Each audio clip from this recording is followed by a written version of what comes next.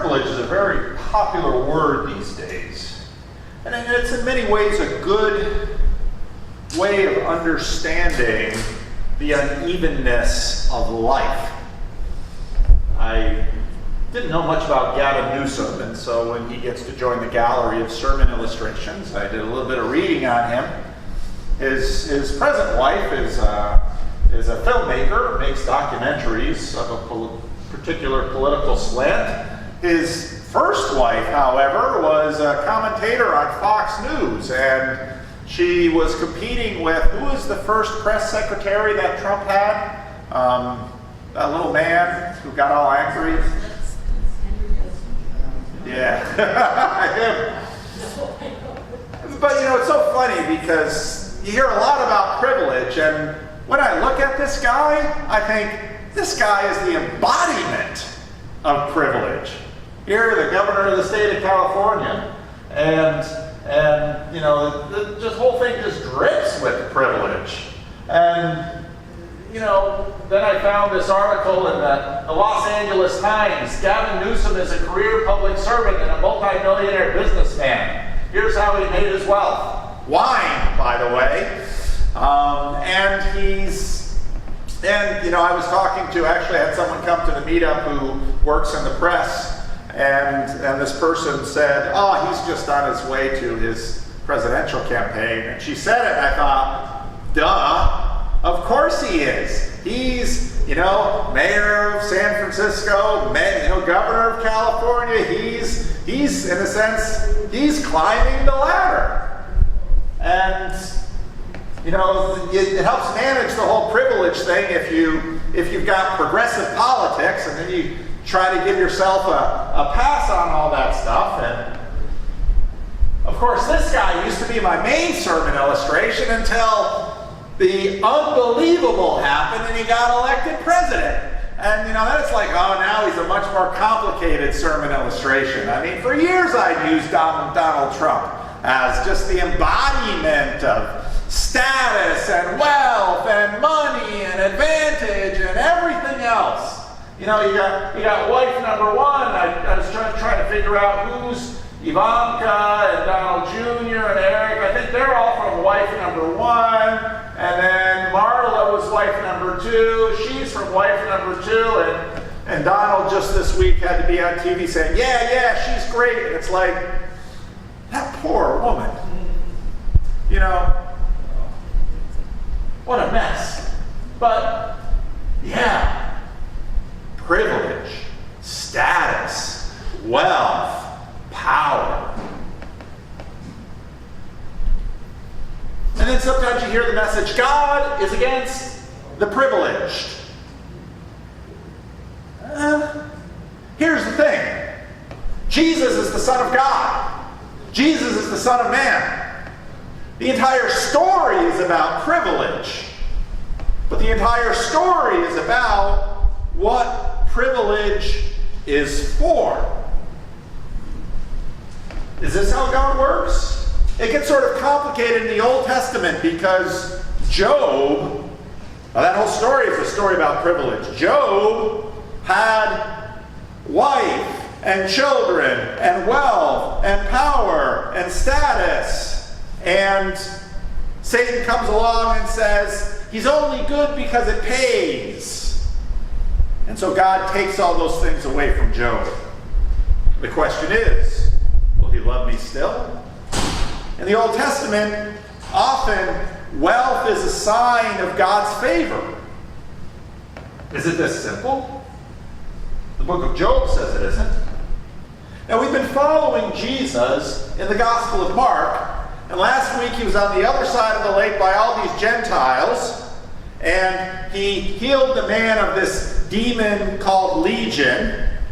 And this week, well, they wanted Jesus to leave because all the pigs died.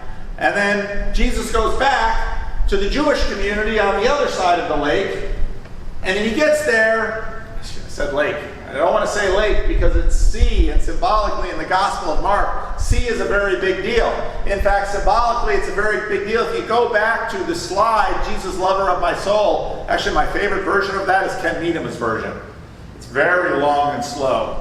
But the sea is about, how many of these times do we put pictures of the sea in our slides? Why is that great hymn, my memory, why is that great hymn of Horatio, was it Horatio who lost his family? Peace like a river. Always the sea, because the sea and its storms, it just images and pictures chaos and hazard and distress. Well, Jesus gets to the other side of the sea, and the Gospel of Mark notes again here, and he was by the sea. And Mark isn't just noting geography. Mark is noting context. That there's chaos on one side and chaos on the other. And in fact, Jesus picks disciples who are men who are used to being risk takers. And they go out and they harvest life from the sea to feed their family. And Jesus says, now you're going to be catchers of people in the sea of chaos that is humanity. And so Jesus, he's by the sea. And then one of the leaders of the synagogue named Jairus. And it's important that he's named here, because studies in the Gospels that study the names show that what these names are actually footnotes. And it's quite likely that Mark includes Jairus' name because Mark's audience would have known him personally. Because when they hear this story, you might think, wow, that's a big story. I can't believe it's true. But Jairus, the synagogue leader, is named in the story. So if I want to know if the story is true, I'll go find Jairus and ask him. And I'll go see his daughter. Keep that in mind when we're thinking about the story. But one of the leaders of the synagogue came. And when he saw him, he fell at his feet and begged him repeatedly. Now, the Greek here and the translation is sort of a muddle when it comes to pronouns. But Jairus, who's a leader of the synagogue, comes in front of Jesus and he bows down at Jesus' feet. This is a big deal because Jairus had status and Jesus was risky. And in a minute we'll find, why is Jairus desperate? Why is he willing to go to any length to disturb his reputation, to disturb this veneer of privilege and power, and fall at Jesus' feet? And again, Jesus is a risky character. He lives by the sea. And he's been plying his trade on the sea of chaos of humanity. My little daughter is at the point of death. Come and lay your hands on her so that she may be well and live. Now, if there's anything we know about the religious establishment watching Jesus, is that most of them sort of had their arms folded like politicians.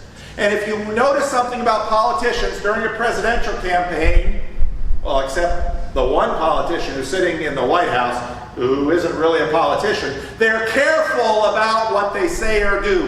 Why? Because you don't want to take risks. You don't want to needlessly alienate a possible constituency. Right? Some of the politicos here are saying, yeah, that's right. The guy currently in the White House, he's alienating everybody. So far it hasn't hurt him. Might hurt him in the next election. We'll all see. So the religious leaders were sort of keeping their arms folded watching Jesus. They're hearing the miracle stories, but a little later on they're going to say, maybe it's demonic power that he's using. Maybe it's this, maybe it's that. Because the people are watching Jesus and they're getting excited. But the religious leaders know this guy's a threat. Now Jairus does not worry about the threat at all at this moment. Why? Because his 12-year-old daughter is laying in bed, and he knows as well as everybody else in the village, she's probably going to die. And so any respectability he had, any status he had, any privilege he had, it all goes out the window. Because he loves his daughter. That's the only thing that matters in the world. It shoots right up to the top of his value hierarchy.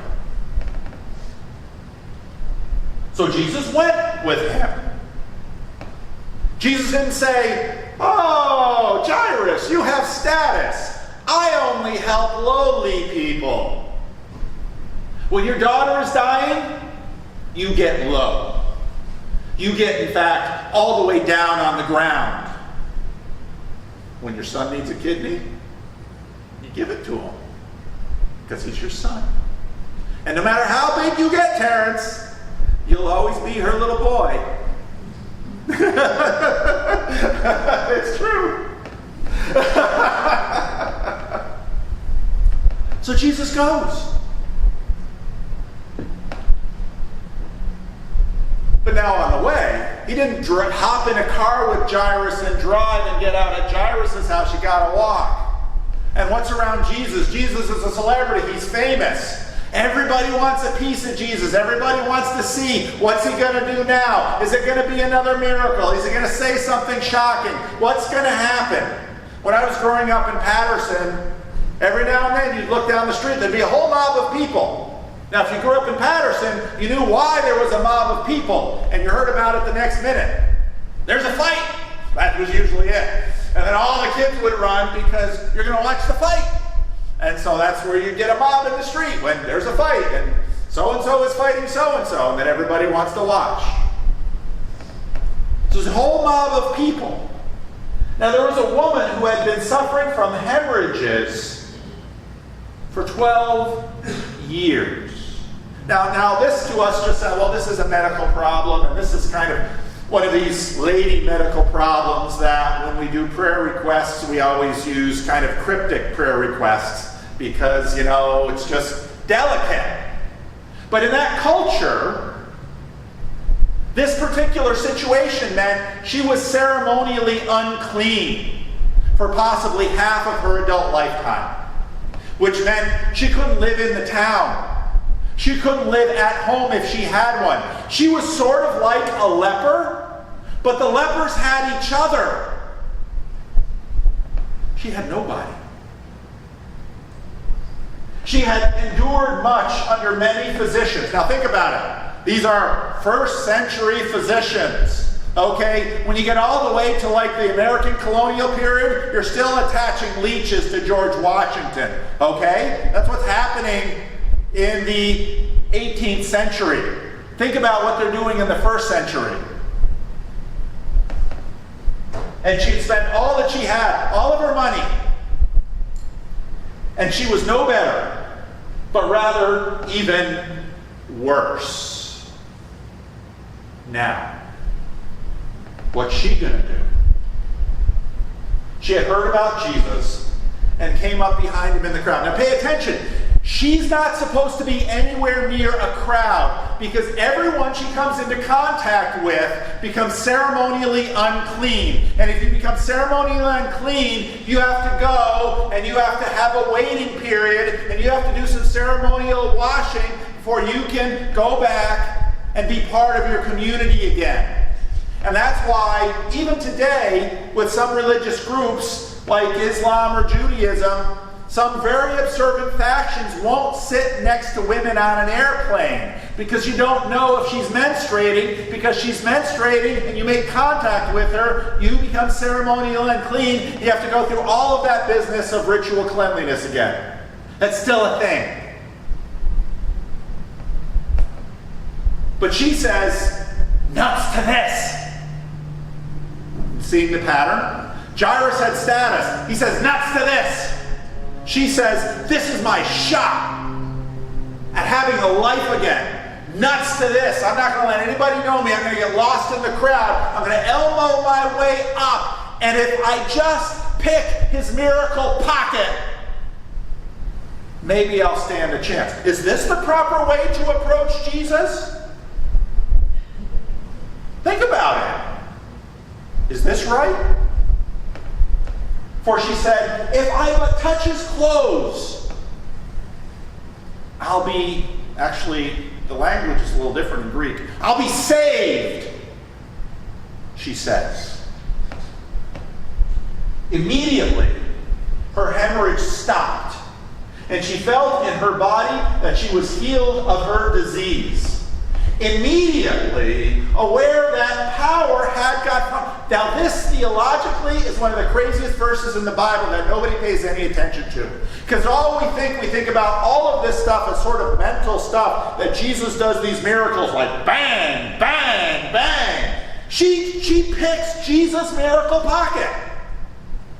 How's that supposed to work? I have no idea. I can't put a nice theological box on this. But pay attention to the theology, because in the Mosaic law, when unclean touches clean, clean becomes unclean. But when unclean touches Jesus, unclean is restored to order.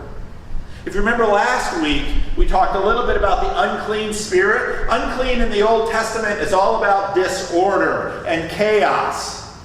And all of this is actually set in the beginning in Genesis 1, where God speaks order into chaos and habitable, fruitful order comes forward. It's the whole business about Genesis 1. She picks Jesus' miracle pocket and bang, she's well. Jesus turns around and says, "Who touched my clothes?" Now right away, again, theologically we say, hey, wait a minute, Jesus.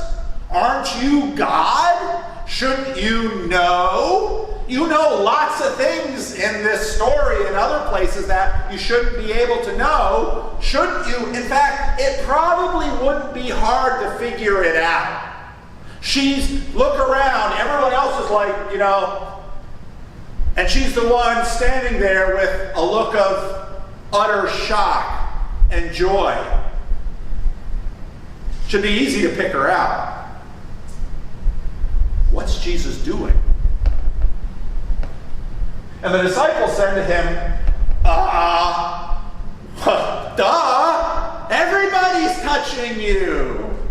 See, again, you find the disciples are almost always clueless.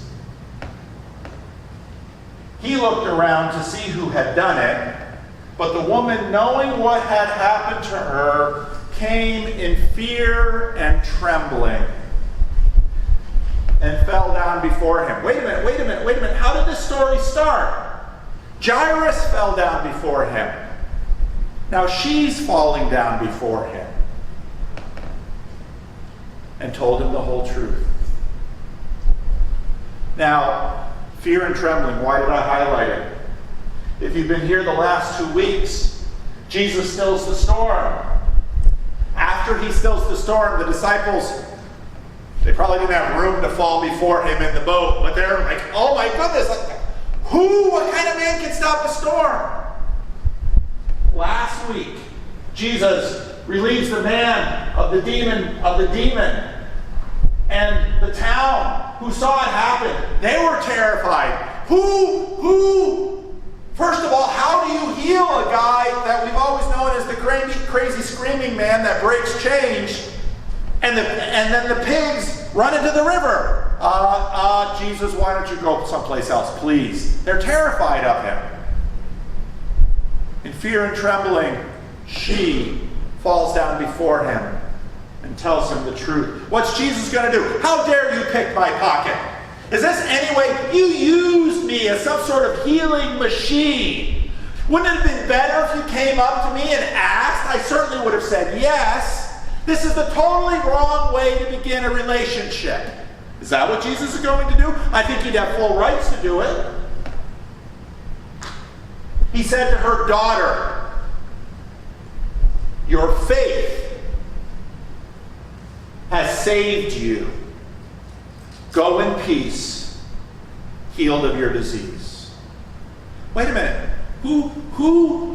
Whose sickness launched this whole story? Anybody remember? Jairus' daughter. This woman, she might even be older than Jesus.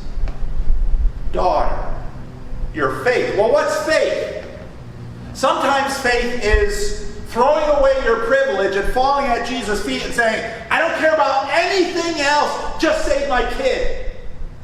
Sometimes faith is, I don't care about anything else. I don't care if I make the whole town ceremonially unclean. I gotta take my shot at this. Sometimes faith looks that way. And Jesus doesn't say, that's not really the kind of faith I'm looking for. Daughter, your faith has saved you. Go in peace.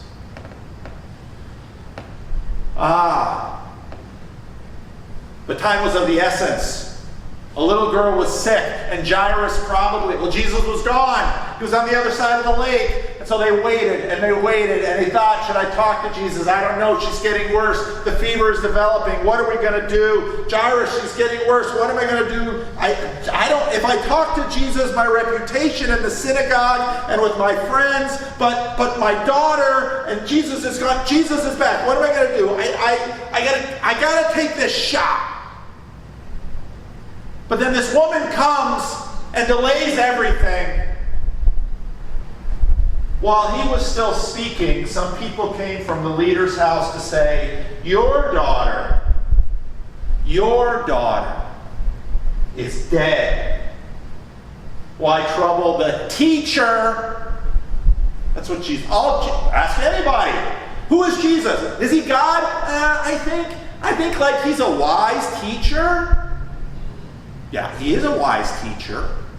But when your daughter is sick, when you're ostracized from your community forever, I need a teacher. No, you don't need a teacher. You need the Son of God. Why bother the teacher any further? But overhearing what was said, Jesus said to the leader of the synagogue, do not fear. Only believe. It's the same word he just used. Your faith has healed you. It's the same word in Greek. Did you see the faith this woman had? Have this faith too. He allowed no one to follow him except Peter, James, and John, the brother of James. When he came to the house of the leader of the synagogue, he saw a commotion, people weeping and wailing loudly. When he had entered, he said to them, why do you make a commotion and weep? The child is not dead, but sleeping. Now, I have no idea what Jesus is doing there. Is he just trolling the crowd? I think he kind of is. Because he knows what he's about to do. And they think he's just a teacher. I'm going to show you something that no teacher can do. And they laughed at him. You're going to see in a minute. Then he put them all outside and took the child's father and mother and those who were with him and went in where the child was. He took her by the hand and said to her, Talitha cum, which means, little girl, get up. And immediately, notice all the immediatelys in the story. And immediately, the girl got up and began to walk about. She was 12 years old. The same number of years the woman had been debilitated by her disease. At this, they were overcome with amazement. Just like in the boat, just like with the demons, just like with the healing of the woman, only their daughter is alive. He strictly ordered them that no one should know this. Jesus, how are you going to keep this a secret? Was this why you said she's just asleep? Because you know that if word gets out that you brought this little girl back to life, everybody's going to lose their stuff?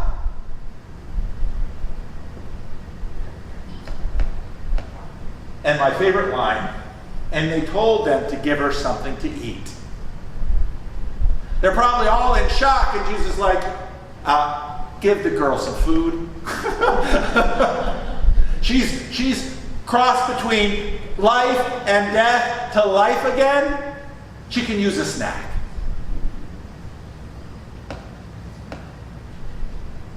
We play all our little status games, don't we? Oh, this is important. Oh, that is important. Blah, blah, blah, blah, blah, blah, blah, blah. But then when something happens in our lives, everything gets pushed away. The age of decay levels us all. Jairus was desperate enough to kneel before Jesus. Mourners give up too early. It's not their daughter. Nothing will keep that desperate woman from Jesus. She doesn't care. Oh, you violated the law. I don't care. I need him. How far apart are faith and desperation, really? See, the truth is, all you need is need. You need to know your need. The thing is, sometimes stuff that happens is so bad, you can't help but know you need. That's all you've got. Nothing that you have, money, wealth, privilege, power, will help. He is willing and able. Jesus, as Son of God and Son of Man, has all privilege and becomes the servant of all for the sake of his enemies. Privilege is not a new thing. It's shot throughout the Bible, and it's dealt with by Jesus. What would that woman have felt about Jesus for the rest of her life? Remember the demoniac? She's Jesus' biggest fan. Maybe second after Jairus and Mrs. Jairus, because he totally changed their world. Do you think anyone in Jairus' synagogue would have dared to say, well, I don't know about that Jesus? Jairus probably would have none of that. Said, you want to know about that Jesus? Look at my daughter. She was only sleeping.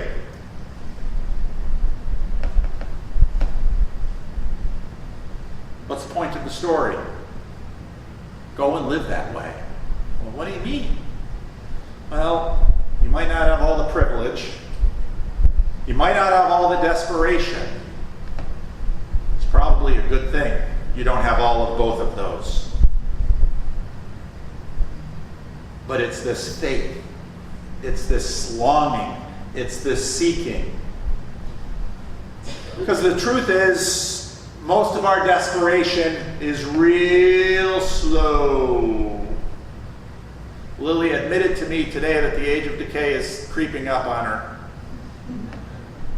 I didn't think she was, I thought Lily was exempt from the age of decay.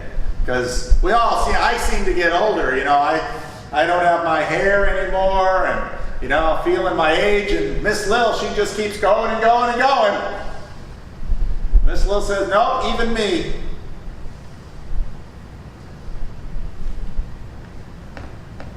How are we to live? On the night that Jesus was betrayed, mind you, he went to the wrong meeting in the temple. The night that one of his hand-picked chosen friends sold him out for 30 pieces of silver, he took bread and he broke it. And he didn't say, oh, that Judas. He said, this is my body, broken for you. Whenever you eat this, remember me.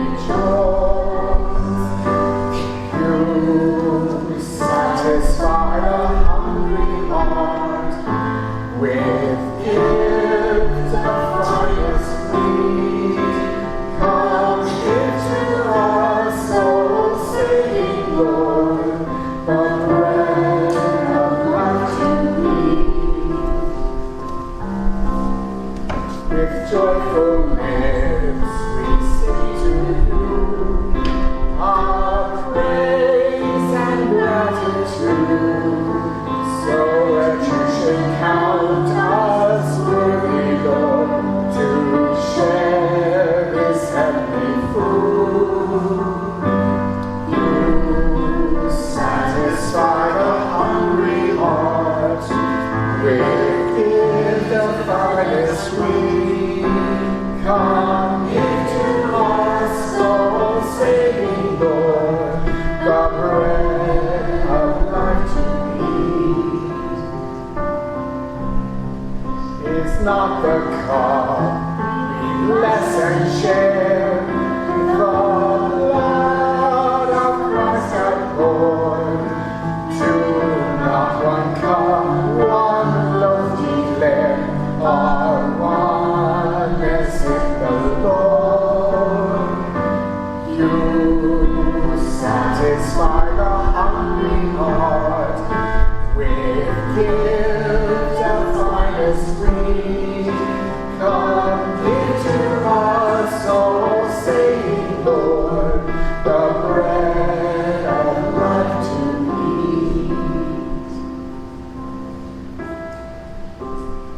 eat. Take, eat, remember, and believe that the body of our Lord was given for the complete forgiveness of all your sins.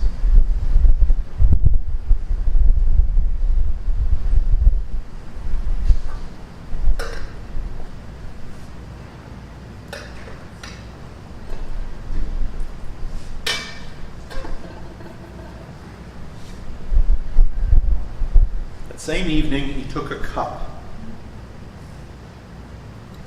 He said, "This is a new covenant in my blood."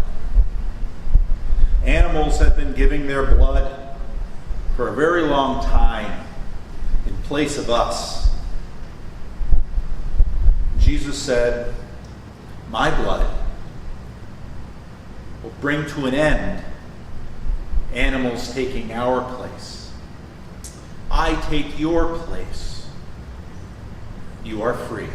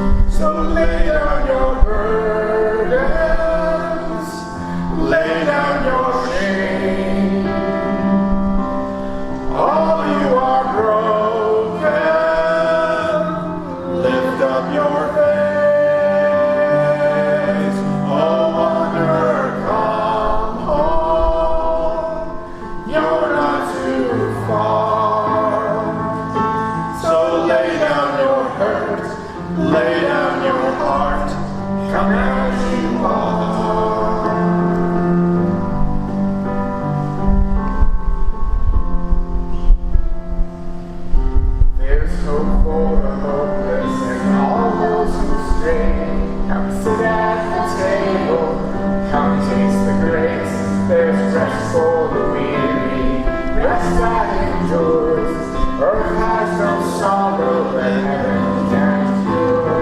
Earth has no sorrow that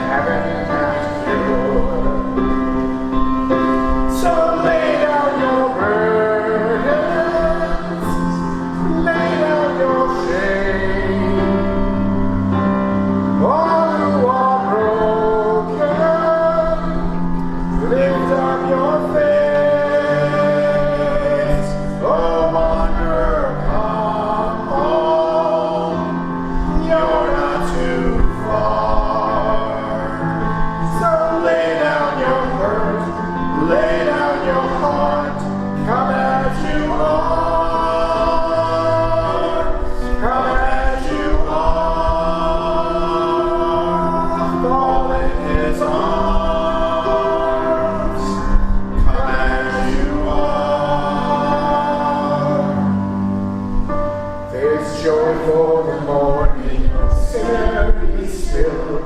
Earth has no sorrow that heaven can't heal. Earth has no sorrow that heaven can't heal. So lay down your burdens, lay down your shame. All who are broken, lift up your face. So wonder, come home, you're not too far. So lay down your hurt, lay down your heart, come as you are. Come as you are. Come as you are.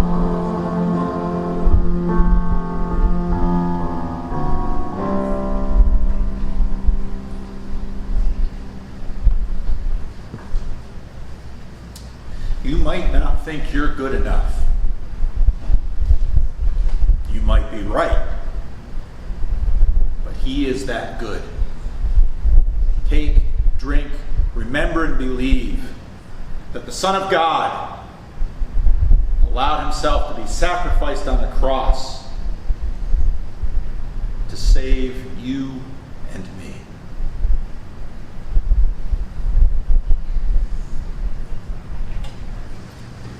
Would you stand?